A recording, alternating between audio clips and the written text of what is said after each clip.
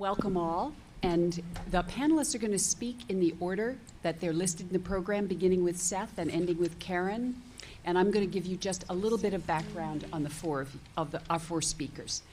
First, Seth Koven, who received his PhD at Harvard in 1987 and has taught at Villanova University and now at Rutgers with visiting stints at Berkeley and Penn. He's published the co-edited collection Mothers of a New World, Maternalist Politics and the Origins of Welfare States, and authored Slumming, Sexual and Social Politics in Victorian London, that won the Sonia Rudikoff Prize from the Northeast Victorian Studies Association, among other awards. He has a new book, The Match Girl and the Heiress, Love and Christian Revolution in the London Slums, which is under contract with Princeton. Our second panelist is Susan Grazel, who received her PhD from Berkeley and has taught at the University of Mississippi since 1996, where she's now an associate professor and interim director of the Center for Women and Gender Studies. She's published extensively. Her Women's Identities at War, Gender, Motherhood, and Politics in Britain and France During the First World War won the British Council Prize for the best book in the field of 19th and 20th century British studies by a North American author in 2000. She's also written Women and the First World War, At Home and Under Fire, Air Raids and Culture in Britain from the Great War to the Blitz, and co-edited with Philippa Levine, Gender, Labor, War, and Empire. Our third panelist is Ina Zwijniger-Barjalowska, who teaches at the Department of History in the University of Illinois at Chicago. It's one of my favorite places. She also served for 7 years as a lecturer at the University of Wales. Her books include Austerity in Britain, Rationing, Controls, and Consumption, 1939 through 1955, which won the British Council Prize in 2001. We have two of those prize winners speaking one after the other. And also Managing the Body, Beauty, Health, and Fitness in Britain, 1880s to 1939. And she's co-authored several important collections, including Women in 20th Century Britain and the Conservatives and British Society, 1880 through 1990. Finally, Professor Karen Hunt, who's now Professor of British History at Keele and previously a senior lecturer at Manchester Metropolitan University and one of the founders of their Women's Studies program. Professor Hunt's most recent project is Gendered Politics in a Life, Dora Montefiore, 1851 through 1933, and she's author of Equivocal Feminists, The Social Democratic Federation and the Women's Question, and with June Hannum, Socialist Women, Britain, the 1880s to the 1920s. So please welcome all of these panelists, and Seth will begin.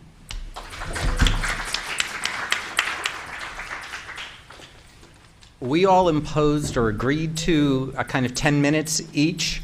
So I think that gives me till that big hand hits the 5. Jean, let me know as it gets close, because we have a slightly looser format in mind and more time for conversation in our heads. I'm calling my remarks locations and the locales. Location really matters, and that's not just something for real estate agents in Brooklyn and in other hot neighborhoods in London. How we locate the project of British women's history ourselves, the genealogies that we as historians construct as we write about the past, who is part of the story, who isn't. Have our fables of identity ever been unmediated by another?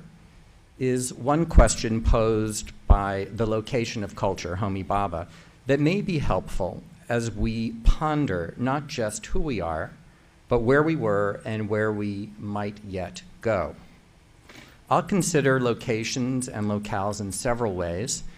I won't get to all of them, and that's fine, but I'll gesture at a couple of them. Location, intellectual location, institutional locations, and their micropolitics. I think it really does matter which space you're in, where and when, and what happens. Personal location, the location and relocation of archives, which I'm going to argue has a kind of isomorphic relationship to the institutionalization of women's history and the stories inside those archives. And then, so that's the kind of general tour. I'll get to a couple of them. So intellectual location.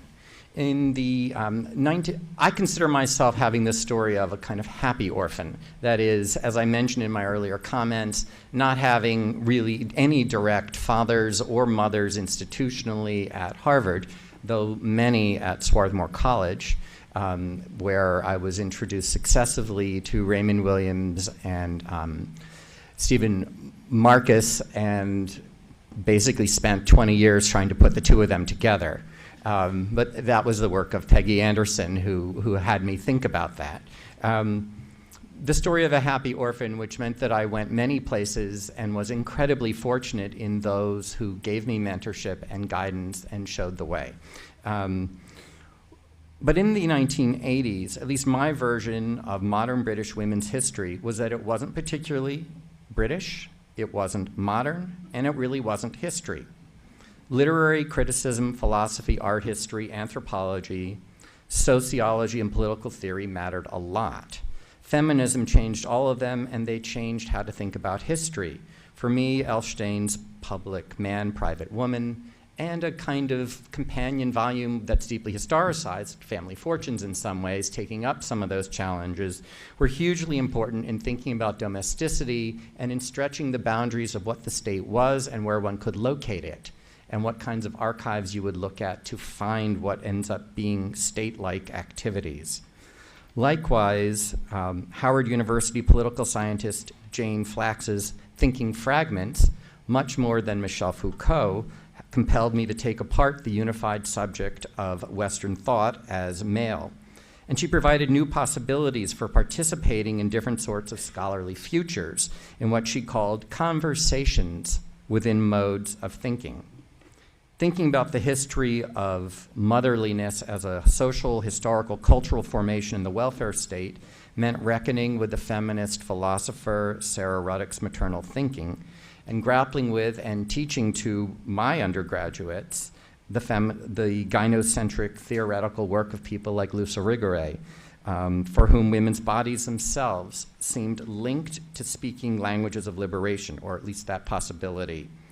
Thinking about sex, of course, meant Gail Rubin in all sorts of ways, but it also meant the film critics Ian Kaplan and Laura Mulvey, how and why pleasure was a feminist problem and how it had been and remained a problem for feminists in their histories.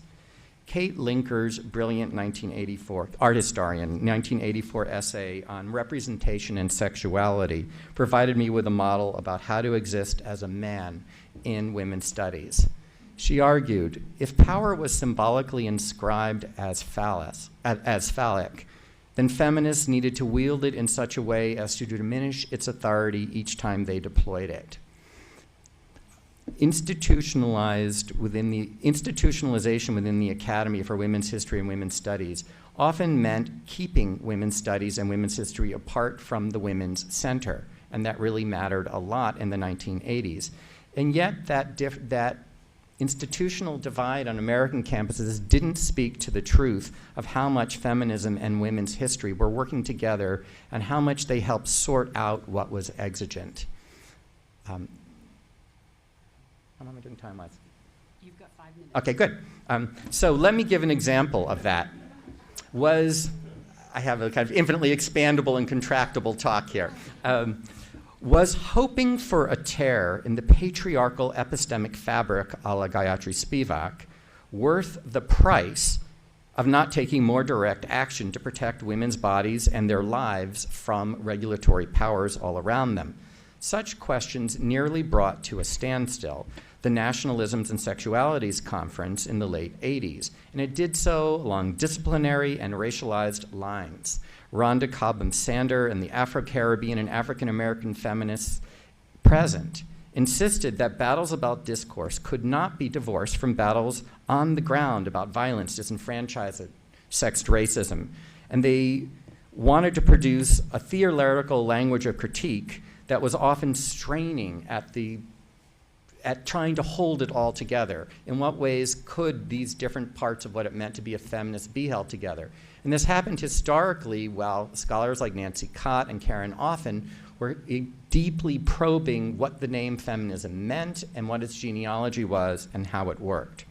For me, paradigm shifts happen by stealth. And here I have to give a story about a well-posed question that took me a very, very long time to answer. The questioner is Judy Walkowitz, who was one of the many people that in various ways came to adopt me over time and provided inspiration. And she had agreed to read my dissertation, and we arranged a phone call. I know exactly where I was that evening. It was a big deal for me.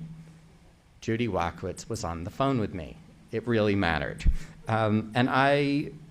She posed this, and I don't know if Judy even possibly remembers it. There's no reason she should. She asked me why I was so alert to the social and cultural meanings of femininity and women's work and lives, and completely indifferent to men, even though my work was equally split between men's and women's stories. It was an old problem. I recognized in her question an echo of Virginia Woolf's lament that only women seem to bear the burden of their sex, at the expense, ironically, of taking off their bodies and longing to put them back on. This coincided with a series of provocations by feminist literary critic Patsy Yeager, whose Honey Mad Women in 1988 inspired me in all sorts of ways to think about ludic possibilities within patriarchy that in my mind anticipate some of Sharon's arguments about the play of the system and that kind of movement for it.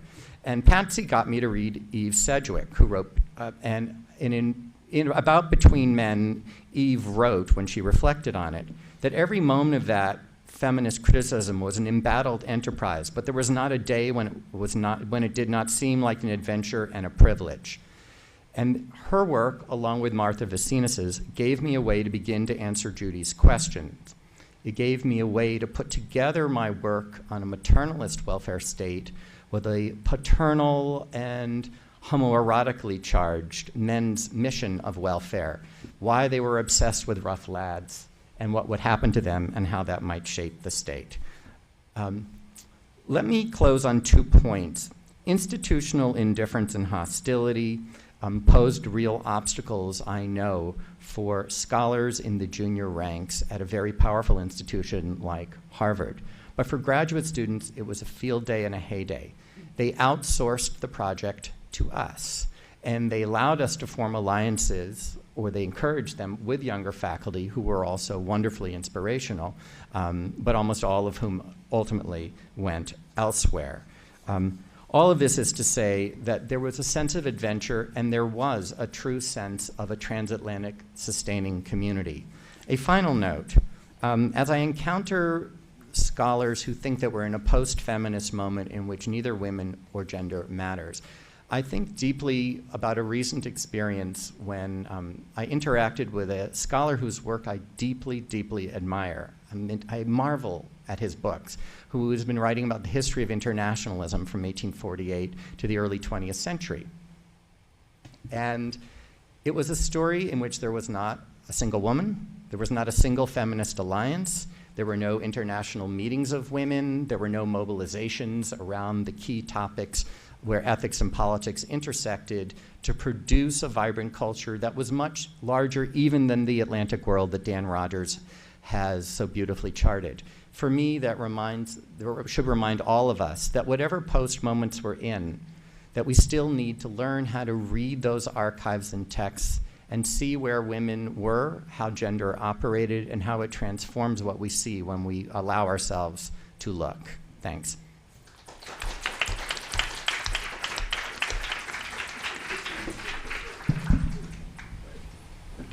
So I'm going to do this seated. Is that, can folks hear me? Can you, all right. So now, okay. So I have not, so first of all, it is an incredible privilege to be here, and I definitely feel like one of these things is not like the other on this table, both a little bit in terms of how I fit generationally, and also because I've not written and crafted something as beautiful as the opening comments this morning, and as Seth had, and also because this is very autobiographical, but I think it may lead, I hope, to certain conversations.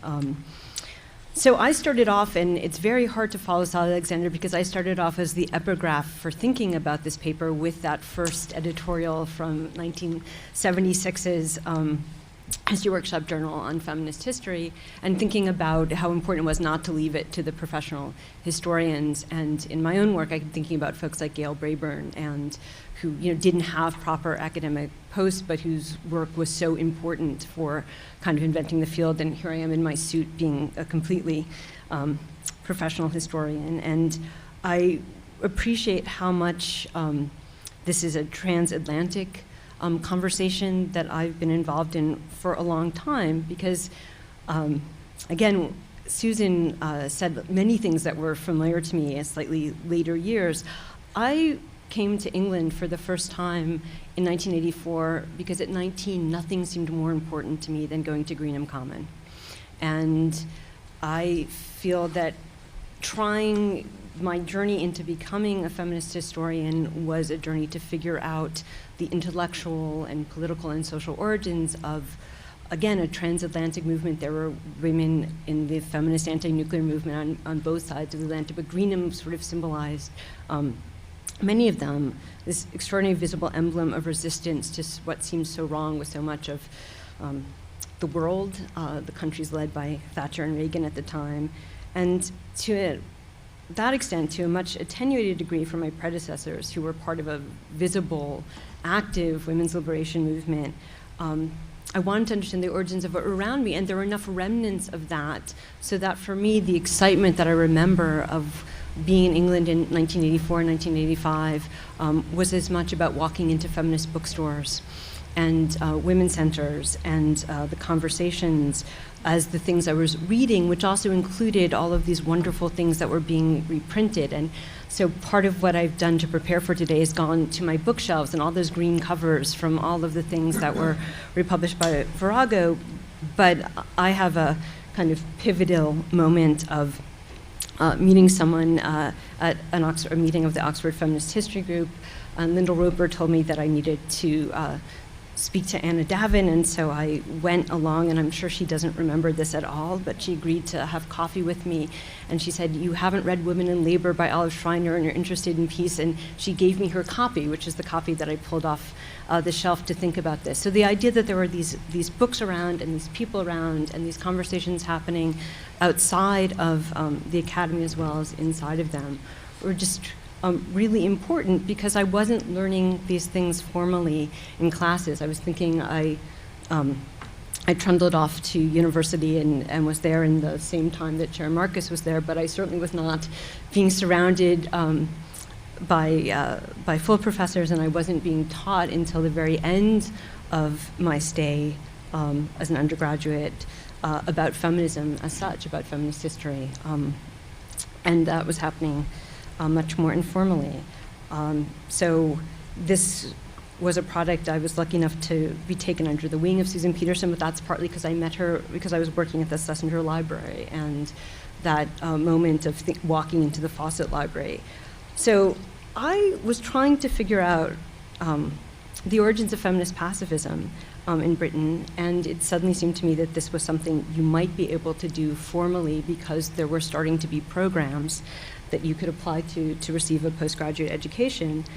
And I was very much coming out of it from not for intellectual reasons. And again, another epigraph for this paper could be the review by Keith Thomas of J.H. Eliot's book in the latest New York Review of Books, where he stumbled upon a field because it wasn't crowded and it seemed kind of interesting. And I can't imagine that as a way that one would have approached women's history. It seems so much more integral to who I was and trying to figure out who I might be. And so I think that and I hope that the maybe next session will talk about this, but I have very, mixed feelings about the idea that you could see that as a field because it's now established. It's just you were intellectually curious about it and it wasn't very crowded to sort of take on, rather than looking for perhaps a version of yourself. So I stumbled into graduate school, and I'm running out of time. At the moment that the new historicism or the linguistic turn or the new cultural history was kind of taking off, and that just changed everything. So in my first semester of graduate school, I not only read the just published Gender, a Useful Category of Analysis, but for the first time Foucault, Lacan, and all of these other theorists that seem to be opening up and questioning normative ideas about the fields of historical inquiry. So if I want to think of myself as part of a generation, and that's a kind of hard thing to know what that means, it was that I felt that there were projects that had been looked at by the generation that was coming of age out of the women's liberation movement, that were sort of calling upon us to look at normative categories of identity and also normative categories of history, including war, and seeing what those might look like if you put the study of gender at the center of them, how they might change. And again, I think the groundwork was laid for us by works that were appearing in the 1980s, like Women of the Regiment, who were thinking of the Victorian Army as a place that blurred the boundaries between work and home and public and private. And the Greenham Project that was, among other things, looking at the militarization of life as a result of these institutions. So the cohort that I, and it could just as easily be Lucy Noakes or Nikki Gulacsi or Sonia Rose or Janet Watson or Michael Roper, all these people, or Penny, all these people who've changed this understanding and taken on war as a subject that is central to a kind of feminist project, I think have perhaps a different experience of engaging with the academy and with our place in the academy, maybe. Maybe that's something that we need to think about. I think that there are different stakes at being a women's historian or a feminist historian or a historian of gender, and there are politics associated with all of this. But again, I think that I have the job that I have because my department needed to hire women and decided that advertising women's history was the way to do that. And so it wasn't because they really felt committed to the field, it's that they felt that it was important to have these figures around to do that. So I think that starting from and being aware of this tension between a generation who want to study and celebrate and reclaim women's history and those of us who were deeply embedded in the process of thinking of gender as one of a number of analytical categories denoting relationships of power, I don't think that those things are mutually exclusive. I don't know that they've been fully reconciled, but when I see the really exciting work that we're going to hear about this afternoon, tomorrow, from, I guess, the next generation coming on, it makes me feel hopeful about the enterprise. Thank you.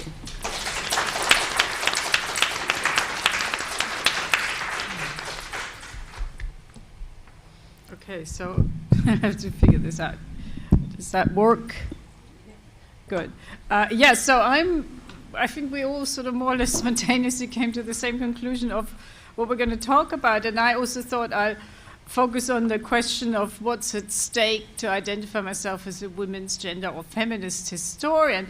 And I may be the only person here who comes from it the way I did, which I'll just very briefly relate. Okay, I started out as an undergraduate at Queen Mary College at University of London from 1982 to 85, studying modern history and politics.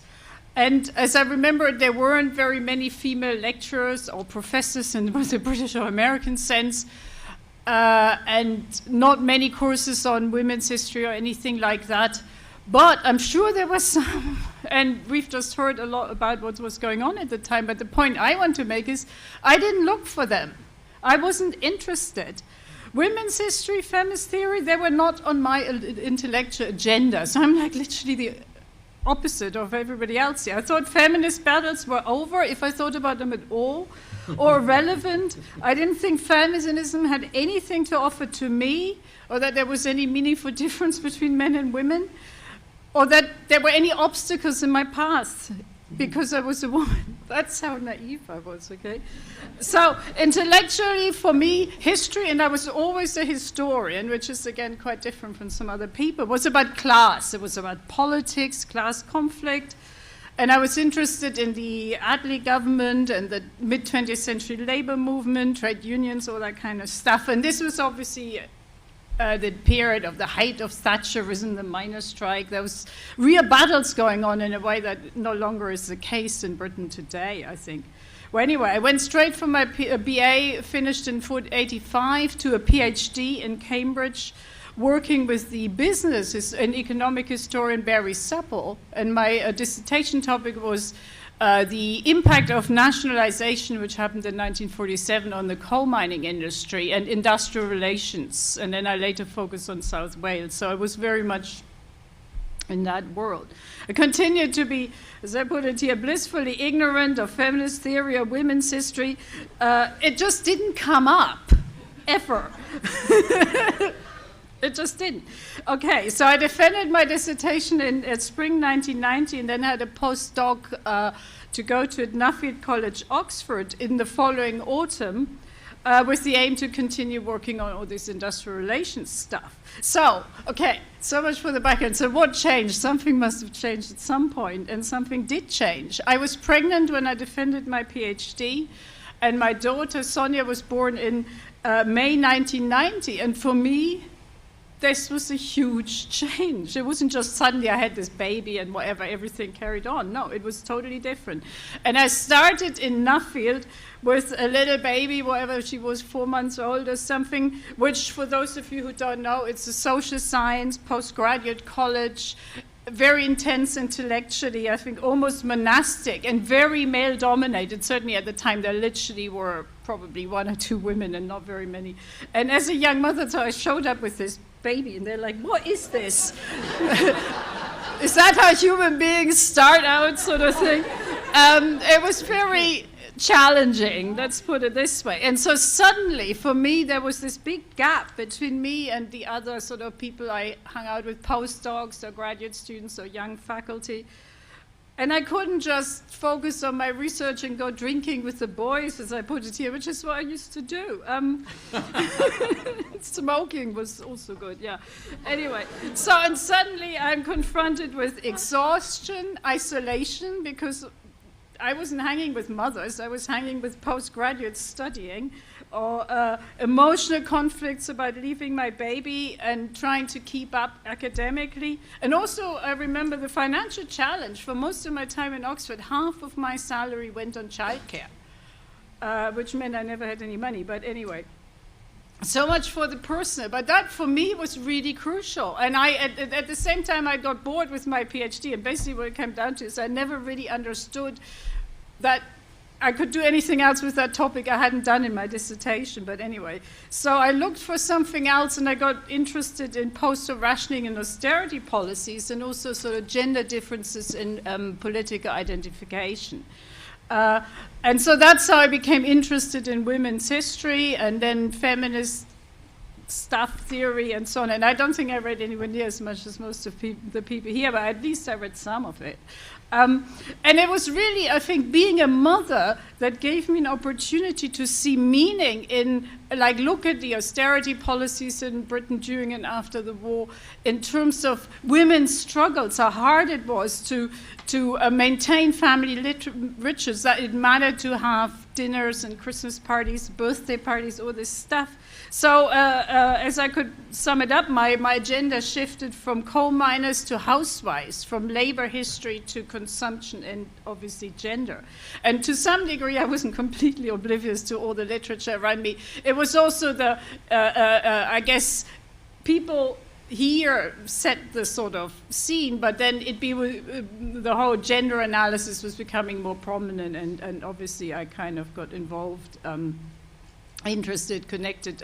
But for me, the personal was crucial. Motherhood, as I put it here, opened up a new world and raised all these new questions. So very quickly, I'm not sure how much time I've got left.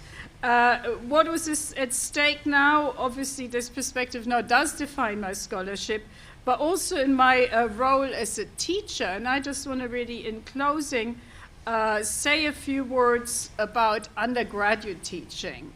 Where I work, the graduate program is often small, and also I've never worked anywhere where anybody, except for a few, were even remotely interested in British history. Like where I work now at UIC, modern American history is what the bulk of students do, and then others do non-Western histories, and British history is basically boring white people doing boring white people stuff, and therefore not interesting. But anyway, so undergraduates is what I teach a lot. And I think it started really when I took up my first teaching post in Aberystwyth in 93, and the first women's course I ever taught was Women's History in Britain since 1945. I'm so proud of myself.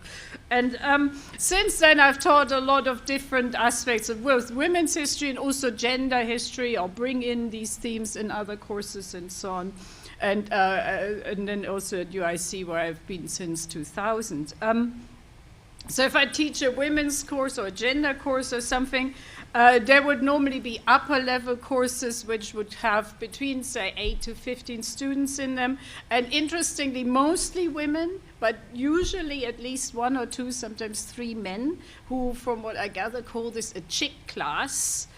But they do take the course. So sometimes it is, it's the only course that fit into my schedule. But I think there is also an interest. But they kind of play with that in slightly complicated ways. So my aim as a teacher is to obviously look at experiences, highlight how gender works, but support female students. But I think also, and this is something Seth and others have alluded to, raise awareness amongst male students, because I don't think the path forward is just for women to try and maybe change things, but men need to change also. And just one example, the sort of, I think, in some ways, very major conflict for women between career and caring, or studying and caring, or whatever, and that balance. And that's still, I think, from the press I read in Britain today, it's very much discussed in terms of this is women's problem. How can women figure out ways to keep the job and still take care? And that's, I think, it shouldn't be. It should be much more about a parent problem or whatever. Basically, my bottom line is, the person is the political, and we need not just feminist women, but feminist men. And the more of them, the better. And that's, I think, very much, not in a heavy-handed way, but in a sort of more subtle way, a message I'm trying to sort of get across to students and undergraduates who don't necessarily study history as their major discipline, as you often get in America. They pick up these courses. So anyway, that's my contribution.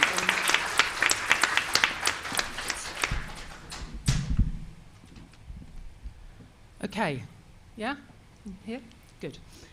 Okay, so I too am very pleased to be part of this round table, and as I looked at the task rather belatedly in preparation, I've responded again very much in terms of my experience. And my first kind of response was, well, hang on, is this really my generation? And I'm not going to break into any kind of songs here, but I feel rather elderly in this company.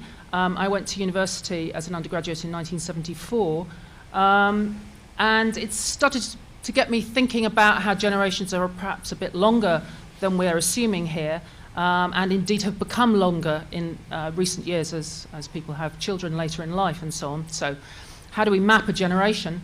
But also, are these my questions? When I read the questions, it's always that, isn't it, that the grass is greener on the other side, but the questions for the first round table seem much more my kind of questions. They reflected my experience than the ones that I'm trying to address here. So my starting off point, I think my two themes are margins and marginality and difference. And I wanted to start off, because I'm the only person here who's actually working in Britain, to say that British women's history practiced in Britain had a very different context to the USA. And some things have been said about this, but I want to say my bit, as it were, anyway. First of all, I think there's less of a sense of foremothers and of a generational relay race. This struck me in the occasion when I first went to a Berks, which I think was in 1993, where we were introduced to all the women who had come before at Vassar, And we looked at one another, us Brits, who were not considered really as exotic as, we were definitely outsiders, but we weren't really as exotic as those who came from Eastern Europe or India or whatever. And we thought, gosh, this doesn't really reflect our experience. So I think we have less of a sense of foremothers. The second thing I think about working in Britain is that for me what was important was that first of all I worked outside the academy. I gave my first paper at a history workshop conference. I then moved on to organising history workshop conferences. I worked in adult education when I was a graduate student. Basically they told me that the only way I could deal with the questions I wanted to ask was to go to work in adult education. There was no space for me in the university to do that kind of work. And that led in its turn to me being one of the founding members of Manchester Women's History Group, which grew out of sleeping on the floor at a history workshop conference at Oxford and meeting Jill Liddington. She was a couple of sleeping bags along. And so started that story. The next thing is that I think it's also for me about working at the margins inside the academy. I don't think there's any romance to being the first. I have a letter, for example, that thanks me for my application to be a postgrad at Pembroke College, Oxford, and tells me that although I can't take up the place, that the admissions officer will see that women's liberation will rule okay, and that was his words, at Pembroke College, Oxford, because I was going to be the first woman that they had had in 400 years. Anyway, that's... And on many occasions, I was the only woman on a panel. I was going to be the only woman if I got the job, and so on. And as I say, I don't think there's any romance to that. There was enormous difficulty in finding a supervisor. I couldn't find a woman supervisor. When I needed to present my work at Manchester University, there was no seminar in which I could do it, so a seminar was specially set up. I gave my paper on the sex-class analogy, and they closed the seminar down. Getting a job was very difficult in the 1980s. There really weren't any.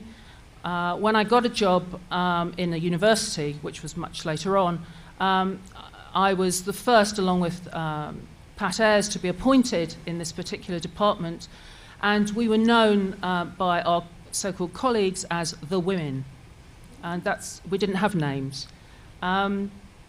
What was important then was to try and shape the curriculum, and that women should no longer be the last lecture in any series of lectures. It was also about remaking the curriculum more generally, and I was very involved in setting up and debating and discussing how women's studies could become part of the undergraduate curriculum, but also the first MA that they had had in women's studies. The next point really is that, of course, it's also about working outside and inside the academy at the same time, because this was and is a political project, a feminist project.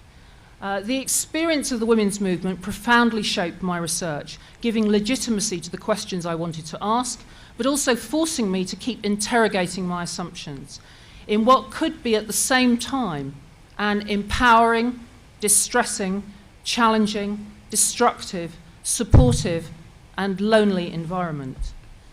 It energized and exhausted me at the same time. It taught me about difference, about different differences, and most of all about power.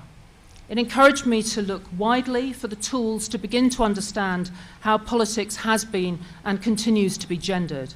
And this remains my project over all these years. So what did I take from my predecessors? Well, as an undergraduate, there was no sense really of predecessors in terms of feminist historians, but feminism was very important to me. We had a radical women's group. I went to women's liberation conferences. We fought for an undergraduate women's studies course, and I took that before I left Kent University. I noticed what my extended essays were on, and maybe that tells you something about the nature of the subject at the time. One was on what happened to the women's movement between the first and second wave in Britain, and the second was on women in the transition to socialism, a comparison between the Soviet Union and China. I think this marks the fact that I was a student in the 1970s. But I also discovered Sheila Rowbottom's Hidden from History, and I say discovered, you know, I literally discovered it. My copy's dated May 1976. And later, very important to me, was Beyond the Fragments. But I also gave presents to myself as a student at the end of every year. And one was E.P. Thompson's book on William Morris. William Morris had been a hero for me since I was at school. The debates which resonated most for me at the time were those on the relationship between capitalism and patriarchy, theoretically, practically, and historically. And I think Barbara Taylor's Even the New Jerusalem was very important to me. But what was my perspective on those predecessors? Well, I've always felt like an outsider, watching from the margins. Maybe it comes from passing the 11 plus and going to a school a couple of boroughs away from where I lived and being put up a class, so I was always the youngest, forbidden to do what the other girls did because I was too young. Sometimes it was clear that I was the outsider. Often I was the only woman. Sometimes I learnt what it meant to be understood as an outsider. As provincial, a lot of the talk today has been about London. Learning, scholarship, thinking, activism goes on outside London in Britain. What it meant to be not from Oxbridge. What it meant to be middle class. When I had my first job, I was taken aside by one of my colleagues who explained to me that I was different to everyone else. And I thought that was because I was a woman, and they weren't. But it turned out it was because I was middle class. And that made me suspect in all sorts of ways. Most of them were Labour historians. And to be heterosexual, to be feminist, were all ways that I could be outsiders in the spaces that I occupied. But what I also discovered was that the margins could be comfortable, and they provided good company. There were lots of other interesting people in the margins. This was a space of encounter and contained people from various generations. So how did I learn about gender, the importance of language and interrogating assumptions of a contested past and its complicated relationship to the present? Well, I think more through politics, the women's movement and the left, than reading so-called seminal texts, horrible word. I read eclectically and critically. Joan Scott, who kind of haunts all these questions and so on, but hasn't been mentioned much. Joan Scott was not unimportant, and what she observed about politics and gender crystallized what I already knew. I was interviewed for a job where I was grilled intensively about why I was a feminist historian and why I used gender. And because I would not answer that it was because I had read Joan Scott that I was the kind of historian I was, the man who was grilling me, Patrick Joyce, basically would not accept my answer, which was that feminism had made me, the women's movement, politics had made me the historian I was. You'll be not surprised to know I didn't get the job. Published work gave me another weapon in my own battle, but I was frustrated that so many of the male Labour historians I was arguing with, and my work intersects with Labour history, were the ones who footnoted Joan Scott and no one else, but never took on board what she and others were arguing. She unwittingly became a fig leaf for many who were mesmerised by all sorts of turns, but which they mostly debated from the trenches, their own trenches. What about the new kind of topics that led me to? Well, the context for that is working, as I say, at the intersection of women's and Labour history, contributing to building a women's history, I think, but also to remaking British Labour history. I couldn't avoid the noisy debates on class that was centred on Patrick Joyce in particular. I was one of those trying to remake a more inclusive British Labour history, for example, when I was editor of Labour History Review. But I'm not sure that I really made enough of a difference in what was a very nasty environment.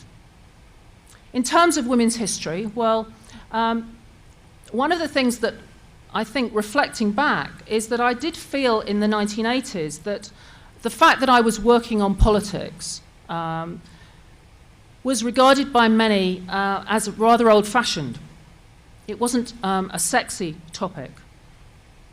And what I really should be working on was sexuality, which seemed to be the issue for the women's movement and for women's history at the time.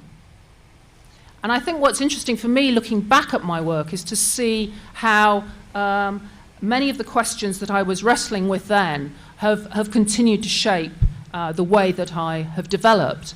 And it almost feels like some things have kind of caught up with the questions that maybe I didn't find the right way of expressing at the time. So what about paradigms? Well, right from the beginning, the only way to frame questions for me was to compare.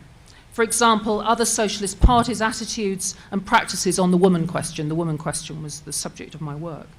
And increasingly that meant the stimulation I got from international encounters. The Burkes, the International Federation for Research on Women's History, spending time in Australia and later in South Africa. For many of us who had worked first of all in politics in terms of organisations, what was important to us was the biographical turn, I suppose. How those broader issues and questions that had arisen from organisational studies and their limitations then led us to thinking about how those issues played out in individual lives. And that, I suppose, has led me to the kind of topics that I'm interested, well, I think that I've always been interested in, but maybe it's easier to name them now. That is a notion of women's politics, something that reaches between organisations, both parties and women's organisations, and informal politics. Consumption, in some cases in the way that Ina's interested in it, but also specifically the gendering of everyday consumption and challenging the domination of production over consumption in labour history. I'm also very interested, and I think have always been, in the everyday. How politics is actually experienced in daily life by activists and the unorganised. I was surprised looking back at Equivocal Feminist to see how much of a theme that really was, and it's still the theme of work that I'm doing now. Basically, is the everyday a space in which the activist can reach the other, the unorganised? Institutionalization, and then I'll stop. If institutionalization means acceptance, room to stretch, to not always be on the defensive, then I think institutionalization takes a very long time. It's been a rocky ride. I'm proud to be a feminist historian who was appointed to a chair in modern British history, as it were, from the margins to the mainstream, perhaps.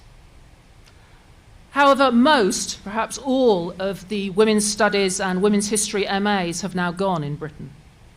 Many colleagues can no longer recruit sufficient students to run modules on women's history. I keep trying. I do teach women's history still. But my students still get challenged by some of my colleagues about their work in ways that those undertaking other kinds of history never do. It still seems to be permissible to muddle critiques of senior managers who perhaps happen to be feminists with anti-feminism and even misogynism. Many of my younger colleagues do not identify as feminists or show a particular interest in gender history. They've passed the module, they've read the reading, but it's just another approach to history with no personal or political resonances. So I think maybe in many ways the 80s and 90s were the more energetic decades for British women's history, as space was claimed and connections were forged.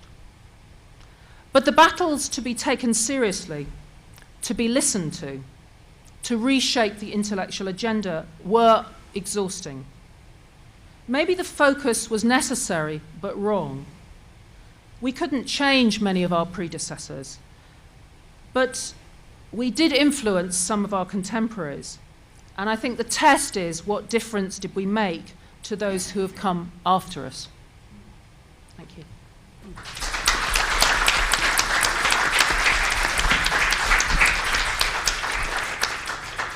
I think we should take just 2 minutes for any of you to speak to one another about the questions that were raised, and then we'll open it right up to the audience. Do any of you have immediate response to one another?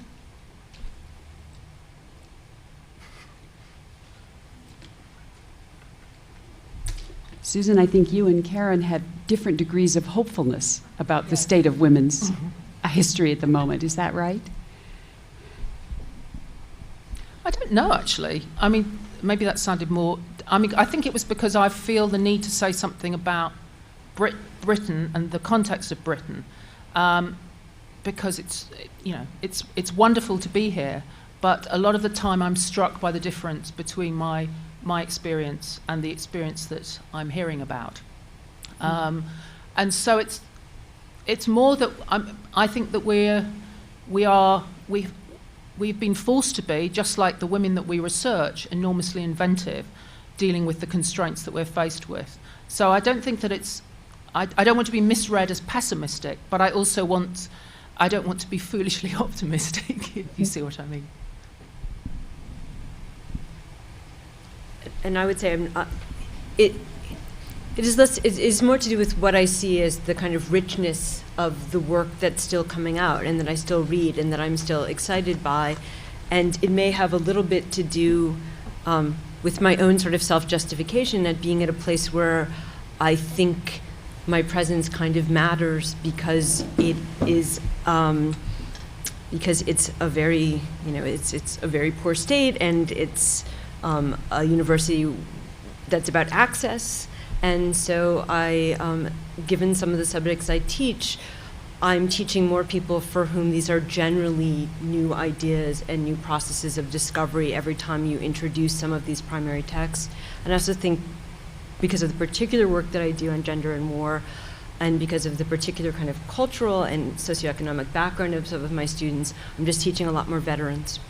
I mean, a lot more people than I ever expected to teach who have spent time in Afghanistan and Iraq and are coming back, and the conversations that therefore take place when you hand them some of the primary sources that I hand them from the First World War, the Second World War, I think are generally different.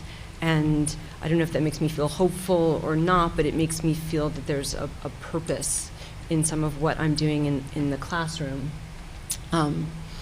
that maybe gives me cause for, I wouldn't say, you know, naive optimism, but a certain sense of, you know, this is a project that's not over. Well, maybe I could just add a few. I think it depends a lot on the institution you're in, which I think vary greatly across the US. In the UK, there seems to be a more similar system, maybe outside Oxbridge. The rest of it is very much the same government rules apply.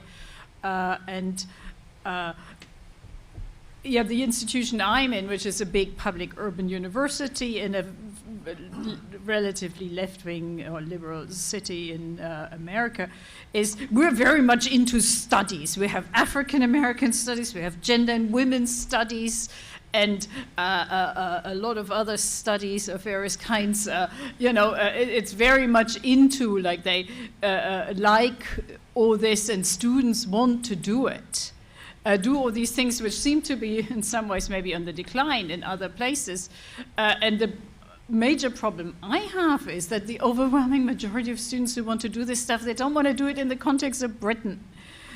And that, like I say, because British history isn't interesting. If they want to know, mostly the students who are interested in these issues want to do it in the context of the US or America, or otherwise a non-white, you know, African or different other societies elsewhere. So that's sort of the challenge I have, and I have to find a way to package my stuff that it appeals. But I think the only other point I want to make, maybe, which might be interesting, is that I have the privilege. I can teach pretty much anything I want. If I want to teach women's history, there's nobody to stop me. So I teach what I want, which I think is also not necessarily something everybody else is in a position to do, and that's I think an advantage that some people may not be able to do. So I don't just teach women's history, but I can teach it as much as I want, and nobody'd ever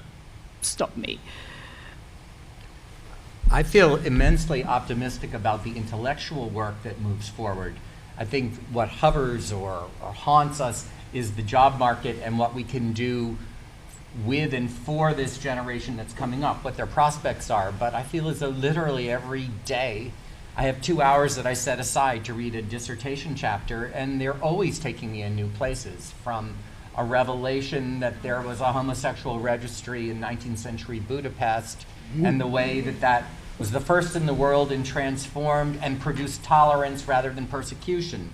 Or an extraordinary, a student who is a student of gender and women, but who decided to write a dissertation about Mahdi in a garden city south of Cairo, in which gender and women inflect every moment of her analysis, but it's not a women's history topic. Or the queer backward thinking and backward glancing of some of our other students' work. So I find the work immensely challenging and exciting and thrilling, or struggles over the bodies of men in the Indian Army. It's just, will the Academy be expansive enough to provide jobs in British history when at a time there are so many other urgent parts of the past and the world that also need to be represented inside of history departments?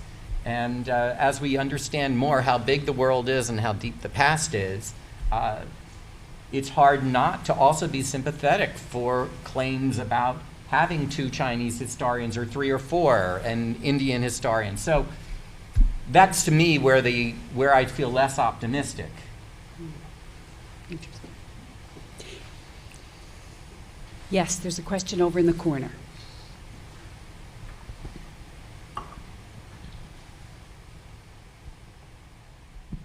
Thank you. I was wondering if the panel could reflect, particularly I'm less familiar with what occurred in the UK, but more familiar with what occurred in the United States, the impact of the culture wars for the past 30 to 40 years we've had, where consciously women's history, queer history, ethnic studies have been a conscious, a deliberate political target. And we have a wide, and deliberately chosen, by the way. We know the Republican Party back in the early 80s, people consciously talked about, let's make culture the issue. And so you have a wider consciousness in the public that is being affected by these kind of debates. And I was wondering how you interact, or what your reflections on that wider milieu that we've been going through for the past few decades.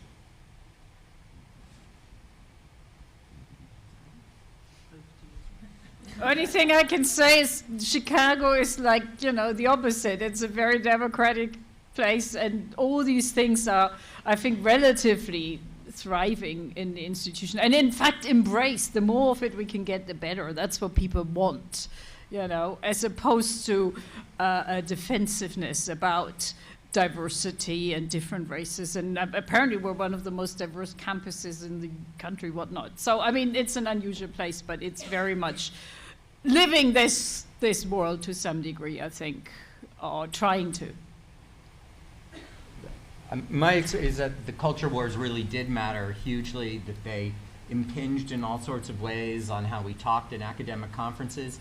We know that there were applications that literally got thrown out from the NEH and in all sorts of other government funding because in various ways they touched on taboo topics.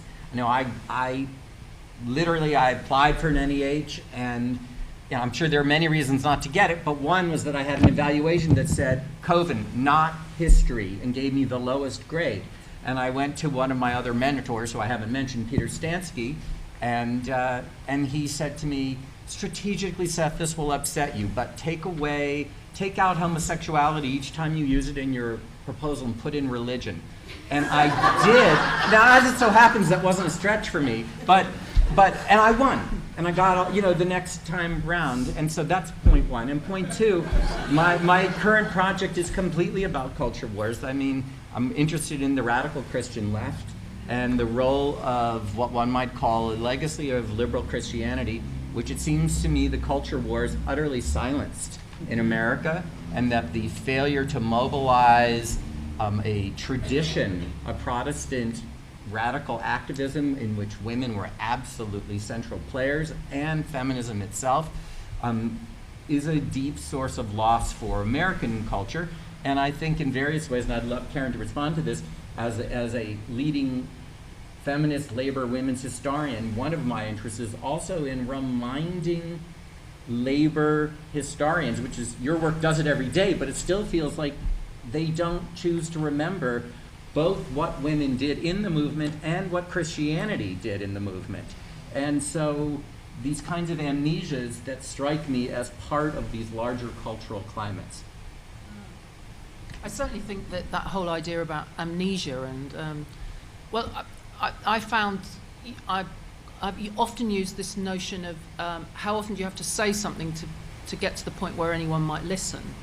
And that's, I think, what it felt like in terms, because I suppose my experience of those debates obviously are very, well, we get some of our, there is a sense in the British Academy, I think, not the British Academy, but in universities in Britain, Pat can tell us about what happens in the British Academy, that some of these debates kind of come across the Atlantic, and we sort of respond to them in a slightly second-hand way, and we're supposed to get very steamed up about them.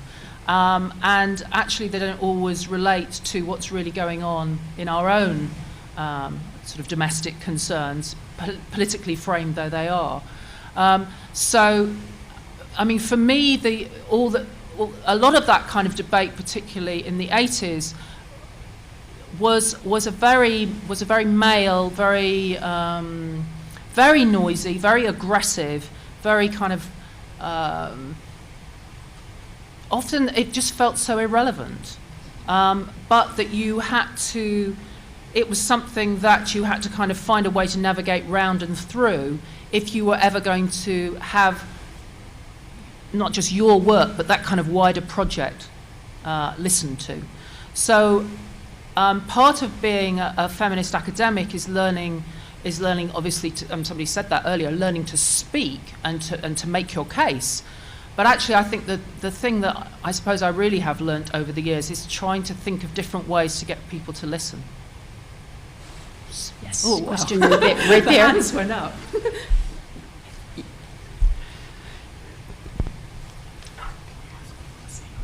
Yes. And would you be sure to give your name? Thank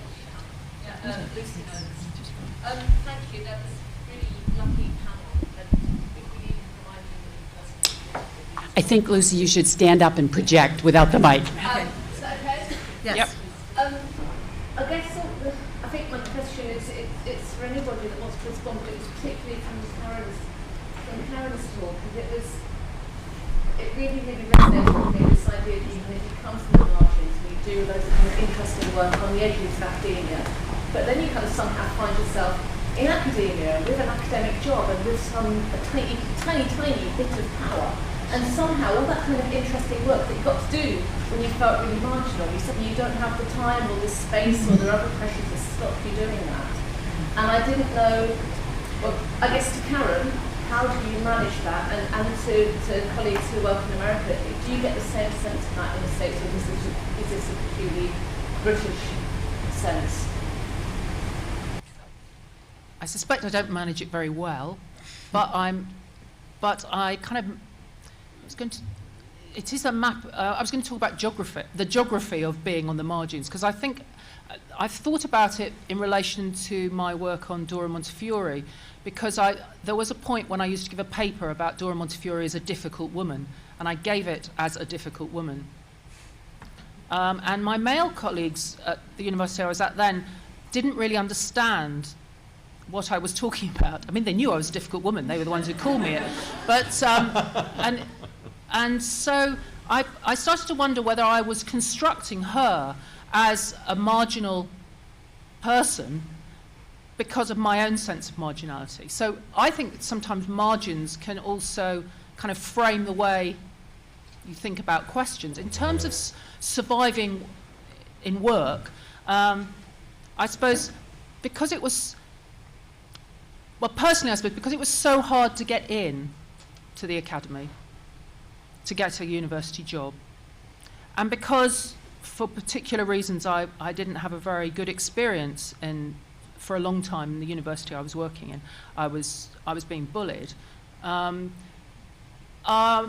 felt that the way you survived was, in a sense, to find some comfort in the margins, but also that was my way of reaching out to other people, because the way I survived was because I had relationships with people outside the university I was in and the department I was in. So I suppose I tried to find a way to make the margins more comfortable. And even though I suppose by moving on, I became more, perhaps I thought I was becoming more mainstream. What I've also discovered is that isn't always how I'm read within the institution I'm in, even though I, you know, sit on all sorts of committees and I'm a head of department and all the rest of it. So I don't think I certainly don't think I'm a role model. I mean, I think that I bear the scars. And I think it's absolutely sharpened and framed the way in which I work and research. And I only wish I could do more of that. So I think the only problem with becoming, as it were, institutionalized is that the chances to do the things that kind of made you hungry for it in the first place become less and less because you're burdened with administration and kind of endless repetition of the same things. Yeah, meandering answer, sorry. Yes. Right here in the front. You're. Okay. Right, I'm Deborah Cohen at Northwestern. So what's so interesting about this panel is that this is supposed to be the moment when gender lands like an earthquake onto women's history and explodes everything. And in a way, none of you have really expressed it in that way. And actually, Karen, in a way, what you've said is it crystallized what I already knew. And so I'm bringing to this a question from my discussions with Alex Owen in preparation for coming here, when she said something really interesting, which was for her actually that there was a historiographic shift, but there was also a common sense. And that she felt, for instance, in even the New Jerusalem, that the understanding of gender was already fully present. And so I'm wondering if you can comment on this historiographic moment. Have we overplayed that transition, do you think?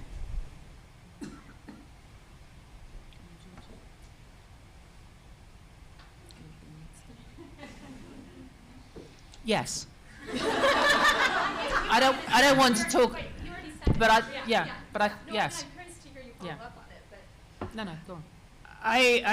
I'm not a very great theorist, as you probably already figured out. And maybe I should have read more of it than I did. But I found, like, a few years back, I sort of got a bit into this gender thing, and I thought I was being very adventurous. And then at some point, some years ago, well, quite a few years ago now, I think it was Pat, actually, who asked me, do you want to edit this book on women in 20th century Britain that was meant to be edited by somebody? And I think, whatever, it didn't go anywhere. And then I said, yeah, sure, why not? I mean, I had just finished the austerity book, and I was sort of, you know, had time to take on something. And I actually think you can do everything. I don't think there's anything wrong with, I sort of feel I have my women's history hat, and then I can wear my gender hat, and they sort of flow into each other on some level. And I think one of the real dangers is that some people said today, and that, you know, if you get the gender stuff, you can easily, the women can fall out of the story again. And I don't think we want that, or I certainly don't want that. But I think, yeah, we can have many identities. Why not do different things, you know, in different articles or projects or in different courses? I don't see there's a problem. Yeah, I have a couple of answers. One, okay. Yeah. I have a couple of answers. I think that gender, a useful category, or that explosion, that it was that one of its great uses was instrumental. It actually made gender history the flavor of quite a number of years, and it helped a good bunch of people get institutionalized or jobs or find a way in, and that it opened up and that it made the profession itself more sensitive to those demands. If I were to think about it in terms of my kind of intellectual genealogy, for me, it didn't explode really anything, but there were two works that did in different ways, and that's Denise Riley, which was really a massive explosion to deal with the intellectual challenge of conceptualizing almost every piece of 19th century vocabulary dealing with women in terms of analytic categories that had discursive histories and traces, and exhaustingly were constantly interacting with one another. And so, you know, and it was the kind of thing that Denise Riley could do because she was doing it programmatically as a kind of intellectual think piece. leaving really for lots of us, and it's been almost impossible to do all the work that she mapped out in Am I That Name? You know, in other words, the project of making each of these words contingent and interdependent and interconnected is really, really a big one, and to think about their actual social histories, which she also wanted us to do. So that's one. And then the other that we haven't talked about was later, I don't actually have the data publication, but it was the fruit of quite a lot of work, including Antoinette Burton's, and that is Minnie Sinha's Colonial Masculinity, which also was a real bomb in the sense that it said that if you're doing gender work in one place, you actually have to think about how it works transnationally and in particular within imperial circuits. And because also that work had the kind of intellectual brilliance of a manifesto as well as a history, it had a lot of normative statements in its preface. We talked about Catherine Hall's preface earlier, which I always teach. I also like to teach Minnie's preface because there are lots of oughts in it. It's a preface that says you actually can't do the history of, let's say, British women without thinking about their relationship to Indian women, or in this case, British men in relationship to Indian men, and by extension, African men and Caribbean men and Irish men. And so in other words, to me, those were real bombshells that were in different ways more disruptive and challenging to the whole project than Joan Scott's brilliant and important formulation. I guess what I'm wondering is it possible, could one argue, you know, just provocatively, that Scott is more important for people who are coming from outside the field? Sure. Yeah, I think that's what we're saying. I think we're saying that as important as Scott was and as legitimizing and as opening up inside in different ways, that maybe inside, at least for me, it felt like there were some other places. And Denise Riley was working with Joan Scott. She was at the Institute for Advanced Study, and I think they were in deep conversation as their projects were moving forward. But somebody else may know that history better. Bonnie, is that true? They actually met at the Pembroke Center. Oh, was it Pembroke first? I know they also were at the Institute. Good job. Yes. And I just want to jump in on that point. I think it was the older generation for whom gender was a bomb. The fights that I remember were among women who, I won't name names, and who are still bitter about it. Okay. And the other thing is, another group of people I've recently come across are some people in African history who say we don't have gender categories, it's not the prime category. You know, so there are now, so I would say it's both my generation and maybe the newer people who are now rethinking back to the 1980s. That's a hypothesis. Yes. Yeah. Sharon, keep the line. Sorry. I just take the opportunity to say if everyone could just go to the center, so that way none of us have to repeat ourselves, or to the podium, whichever you like.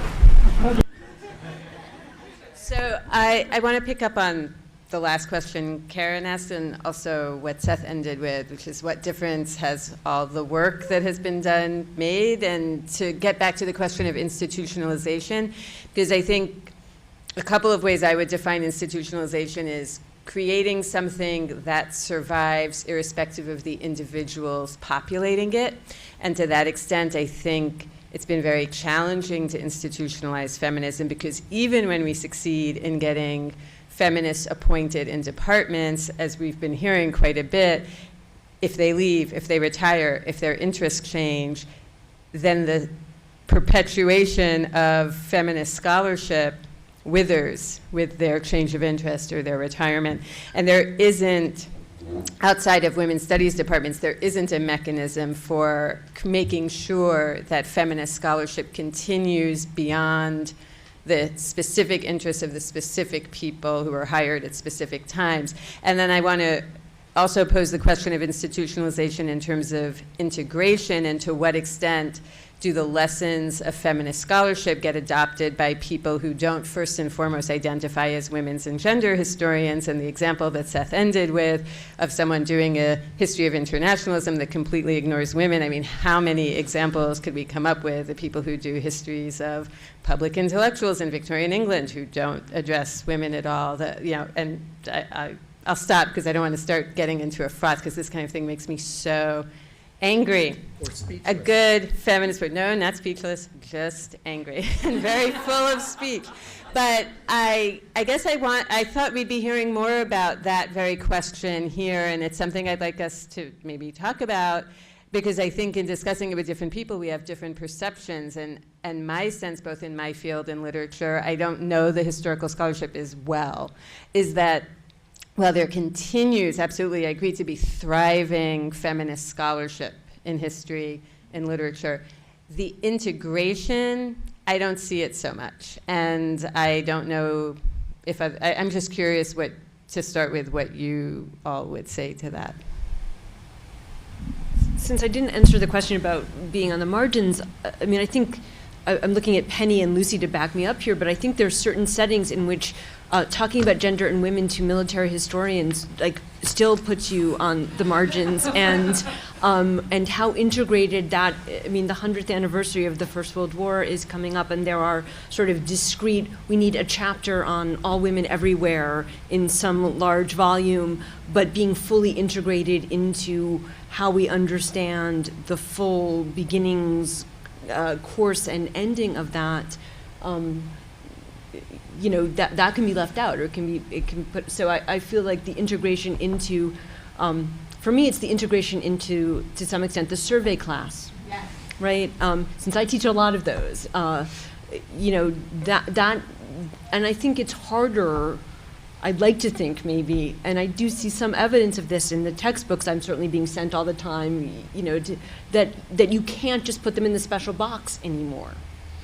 Right, and now the women, right, and that there is that to some extent some of that has been woven back into some of the master narratives, but not entirely.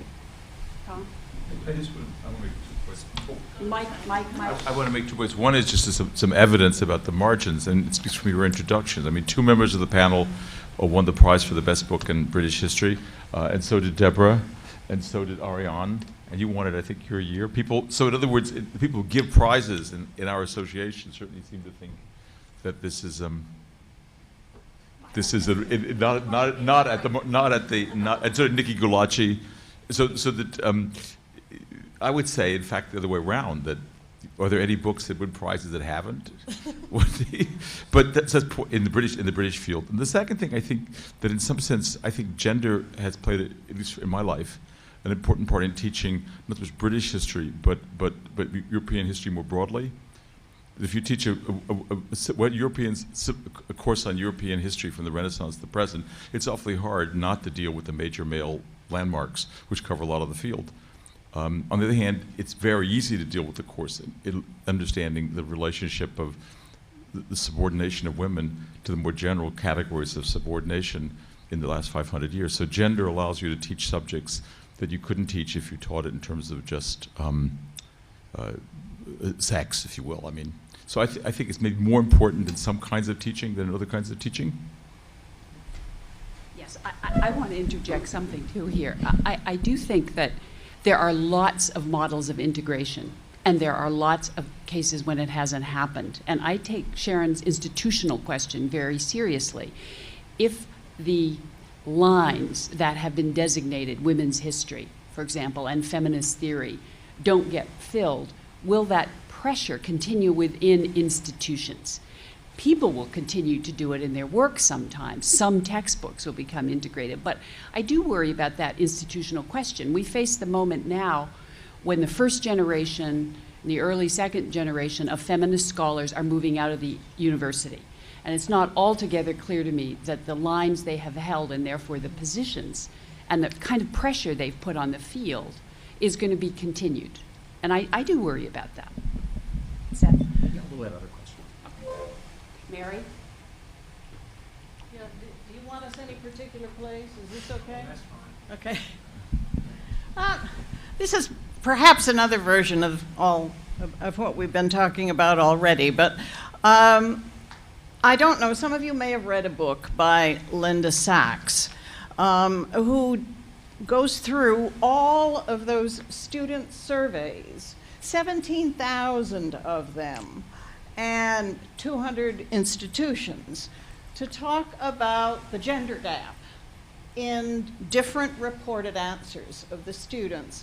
And she finds statistically significant differences between men and women in 538 instances. Some of them are pretty nothing, and I'm not recommending you rush out and buy this book because it's not a page turner, but I learned a lot from it. And a woman president of a college wrote an article kind of summarizing what she thinks is the issue for academe, really, and following up on what you're saying, Jean, you know, who's going to pick up on some of this stuff? Here is the way she introduces a piece that she did in the Chronicle of Higher Education last year. No, year before last now. The influence of gender is lurking on our campuses, in classrooms, in residence halls, on the bleachers, at athletic events. It follows students as they study abroad. It is the elephant in the room when students are learning to lead. This gets me where I live because I used to run an institute for women's leadership. The gender-laden experiences of our students have unanticipated consequences in their own lives and in society as a whole. Yet those of us in higher education generally behave as if we live in a post-gender world. Well, people in this room don't, of course. And you probably, well, I'm interested, does anyone here have any reactions? Is it at all true that people in institutions who are in the administrative levels and in the faculty levels, generally speaking, pretend that we live in a post-gender world, act as though we live in a post-gender world, or is she whistling? No. No.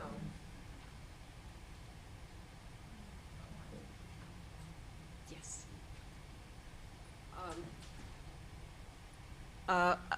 I just wanted you and everyone to think about your departments.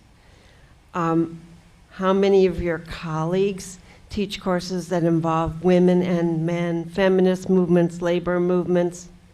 How many really smart and nice guys don't know anything about women and are very careful to keep themselves quiet because they respect the study, but they don't know enough and they're afraid they'll make a mistake and sound foolish or sexist? That's what I'm asking you. I don't think we have gotten very mainstreamed. That's a term they used to use in women's studies, and we expected the mainstreaming to take maybe 10, 15 years. But I don't think it's proceeding. That's my impression from New Jersey.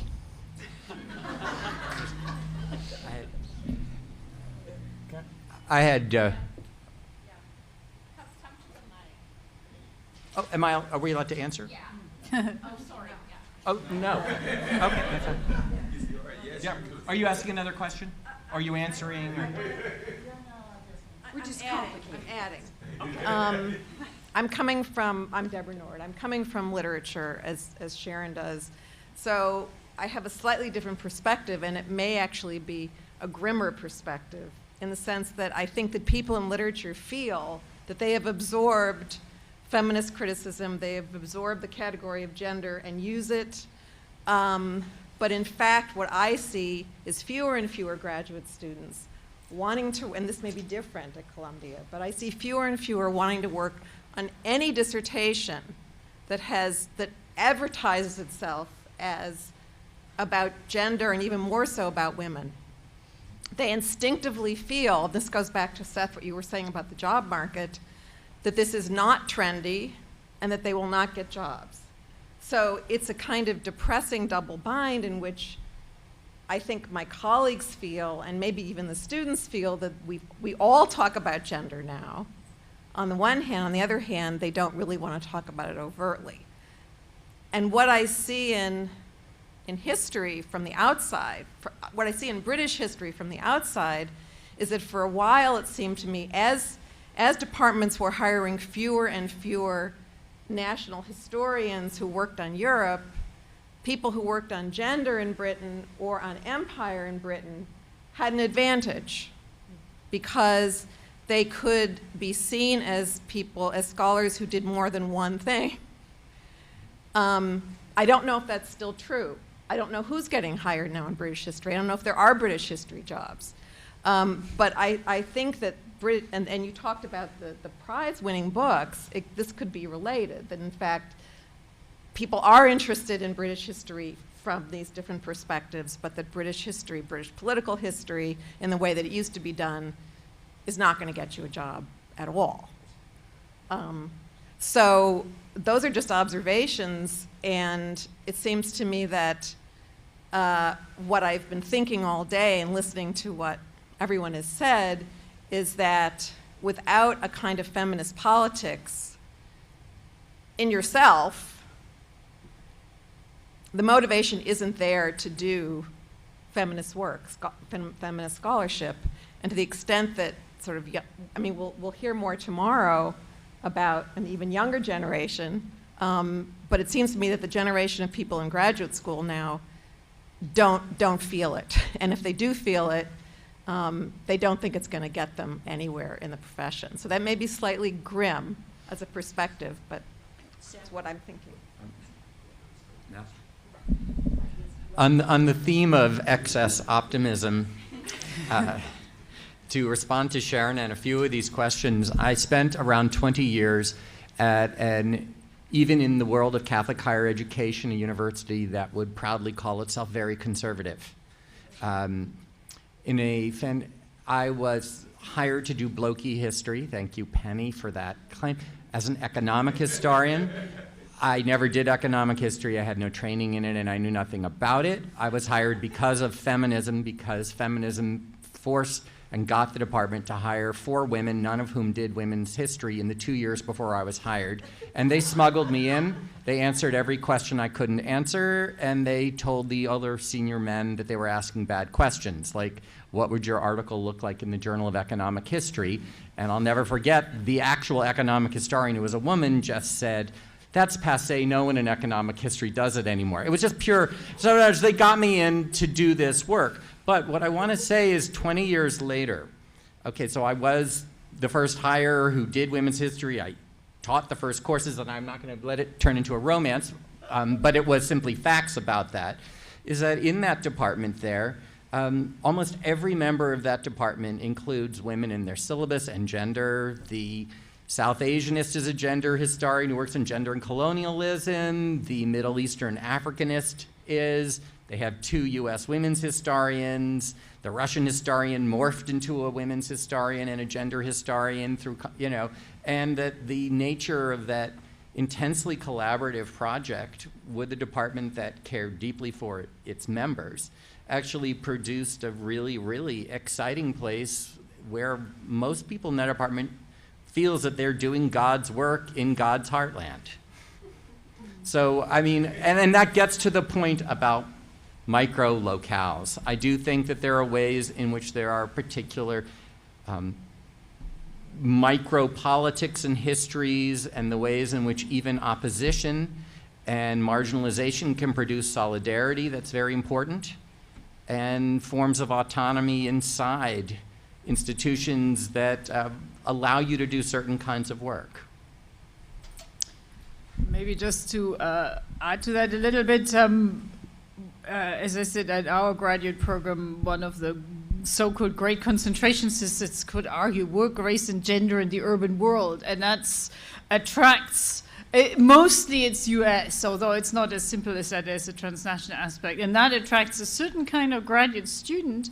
And I was just talking to somebody during lunch about that. We have this young man who's studying feminist movements in the 1970s as his PhD topic. So, it does happen in some places. Whether these people will get jobs, and who knows? I think people can get jobs, but I would say the biggest hurdle from the perspective of my work experience isn't doing women or gender, but it's doing the British, which is the European. I think now you'd have to define yourself very broadly, or you do world, or you have to do empire at least, to have something which I think is more, easily marketable. That's I think the real issue, and I think that's a real tragedy in a way that the British history thing is I think is in trouble in America. But I think to come back to your point, the institutionalization, I think that's a real issue, because so much of it is about individuals, and if these people leave or retire or whatever, then it could change a great deal. And I think that's a real problem. But at least our graduate students are very much into this kind of stuff. So I think there's also something that we haven't talked about, but certainly in Britain, there, because of the changes in the funding for postgraduate studies and the narrowing of opportunities, what's happening is that the places where you can do a PhD have become narrower and narrower. And so there are kind of graduate schools growing up in very particular places, and they tend to, well, if it was one of my SDFers in the 19th century, they'd call it fads. There is a kind, there are turns that become very much of the moment. So when you advertise for a kind of first stage job, and shockingly, they're often for very short periods of time. We just appointed somebody for 17-month contract, and everyone who presented themselves, and it was kept as wide as possible, were all doing sort of the spatial turn in one way or another. And what I think is interesting is about how we can find ways, given what we're talking about as a shared political commitment, to write the process of gendering into whatever kind of becomes the latest turn. Because, I mean, I would argue, and when I do my kind of one session with our master's students on gender, and they say, but it's not relevant to my project, you'd go back to, but everybody has gender, and we're talking about processes. And I think that if we can find ways to think perhaps more creatively about how we increase the spaces in which it is possible to not be then worried about whether you're going to get a job or not, but that this is, I mean, that would be my argument with students always. This is a tool in your toolbox along with all the other tools, but it's a tool that you shouldn't let rust. It shouldn't not just be set to one side. And I think then we will start to challenge, without having to do it front on, this idea that this is kind of last year's flavour, or this is too risky. Because I suppose the thing that I remember was that I may have lost jobs because I was told I was a maverick and therefore couldn't be appointed. But it was about that. What kept me going was that it was about curiosity and it was about risk. And what depresses me sometimes about new people coming through is that they're so concerned about how you're going to get a job that curiosity and risk gets put to one side. So I wonder if it's about thinking about how we train, not just in what you were the earlier discussion about mentoring in that way, but more broadly, how we open up the possibility that gender, that no one talks about it as being an optional. It's inherent to every and all historical practice, and if enough of us talk and work like that, then we can move the discussion to somewhere else. One last question, far to the left. I'm going to come up. I want to, thank you. I want to sort of contribute or piggyback on this part of the conversation and all this talk about margins. And another term that came up in relation to margins, specifically in Karen's talk just now, was also working in the interstices between things. And that seems to quite relate to this most recent turn the conversation has taken about sort of a feminist approach, a women's history approach as one tool in the toolbox. And I will say also to sort of speak to what Deborah Nord said. I also come from literature. I'm a graduate student at Rutgers in English literature. And that is somewhat true to my experience. And at the same time, I am about to propose a dissertation that deals deeply with women's history and sort of feminist critique. And I've gotten some advice about sort of tactically doing that. But certainly in my proposal, that will not be the dominant theoretical paradigm. Even though it will be there, it just will not be what I'm advertising myself as. And there is an eye to professionalization in the job market in that, so just to testify to that. But I guess I'm curious about this model of the idea of working in the interstices, or the sort of pluralistic model of this as one approach among many, and how that might relate to this question of institutionalization, and how that it might be potentially a more productive way of thinking about it than the simultaneous fear and celebration of the margin, which for a long time has been a very appealing idea to me, but then at the same time we've heard sort of the bad margin stories of the marginalization of, you can footnote Joan Scott, the article doesn't deal with her at all. So like that kind of marginalization that's gestural, and perhaps this model of the interstice works in some way, or the model of sort of fingers in multiple pies. And I wonder if you could speak to that in your experience or your aims or missions in the various kinds of institutionalization that you are involved in.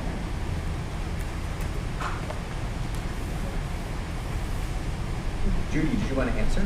No, I just was impressed that no discussion of methodology has actually occurred in this session, and I thought that's what you folks were going to talk about. Or narrative, or writing. Yeah.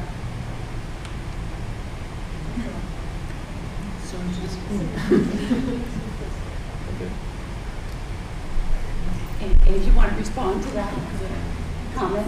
No, very little. It's been very nice. All right, I think that is, our time is up and we should stop for today. And thank our